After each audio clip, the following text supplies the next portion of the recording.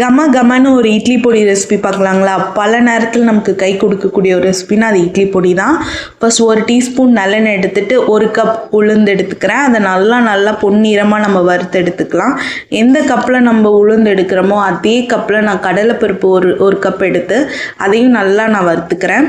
நல்லா நீங்கள் ஈவனாக கைவிடாமல் வறுக்கும் போது தான் அதோட டேஸ்ட் ரொம்ப நல்லாயிருக்கும். நான் காஷ்மீரி மிளகாய் எடுத்துக்கிறேன். அது காரம் இருக்காது, ஆனால் கலர் நல்லா கொடுக்கும். நான் ஓரளவு நார்மல் கலர் போதுங்கிறனால நான் 20 எடுத்துக்கிறேன். உங்களுக்கு நல்லா ரெட்டாக வேணும் இட்லி பொடி அப்படின்னா நீங்கள் ஒரு 30 எடுத்துக்கலாம்.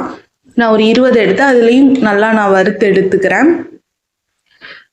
நல்லா சிம்மில் வச்சு வறுத்துக்கோங்க. இது காரம் இருக்காது.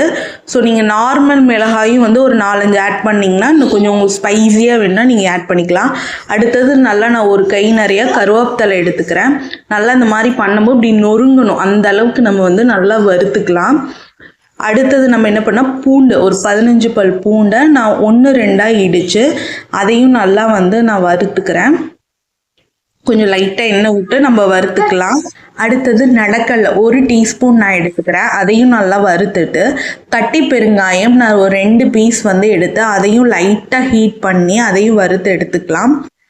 இதோட நம்ம 2 பொருள் போட்டு அரைக்க போகிறோம். உப்பும் பொட்டுக்கடலையும்.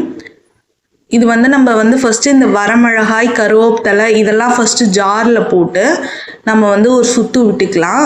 கடைசியாக நம்ம இந்த உளுந்தையும் கடலைப்பருப்பையும் நம்ம ஆட் பண்ணிக்கலாம். ஃபஸ்ட்டு இதை போட்டு நல்லா குறைன்னு அரைச்சிட்டு மிச்சம் இருக்க இந்த கடலைப்பருப்பு உளுந்து இதெல்லாம் போட்டு நல்லா அரைச்சிட்டு 1 டீஸ்பூன் பொட்டுக்கடலை கொஞ்சமாக நாட்டு சர்க்கரையும் போட்டு நம்ம நல்லா எவ்வளோ உங்களுக்கு நிறைய பேருக்கு குறைன்னு தேவைப்படும், சில பேருக்கு நைஸாக தேவைப்படும். நான் நைஸாக அரைச்சி எடுத்துக்கிறேன். அவ்வளோதான் நம்ம டேஸ்டியான ஒரு இட்லி பொடி. வேலைக்கு போகிறவங்களுக்கு நமக்கே பல டைம் சட்னி பத்தலை உடம்பு முடியல ஒரு தோசை ஊற்றி இட்லி பொடி வச்சு சாப்பிட்டுக்கலாம். ஸோ ரொம்ப ஹெல்ப்ஃபுல்லான ஒரு ரெசிபி. கண்டிப்பாக வீட்டில் எல்லோரும் ட்ரை பண்ணி பார்த்துட்டு எப்படி இருந்துச்சுன்னு சொல்லுங்கள். இந்த வீடியோ பிடிச்சிருக்குன்னு நினைக்கிறேன். கண்டிப்பாக சப்ஸ்கிரைப் பண்ணிக்கோங்க. ரெசிபி ட்ரை பண்ணி பார்த்துட்டு எப்படி இருந்துச்சுன்னு கமெண்ட்ஸில் சொல்லுங்கள். தேங்க்யூ.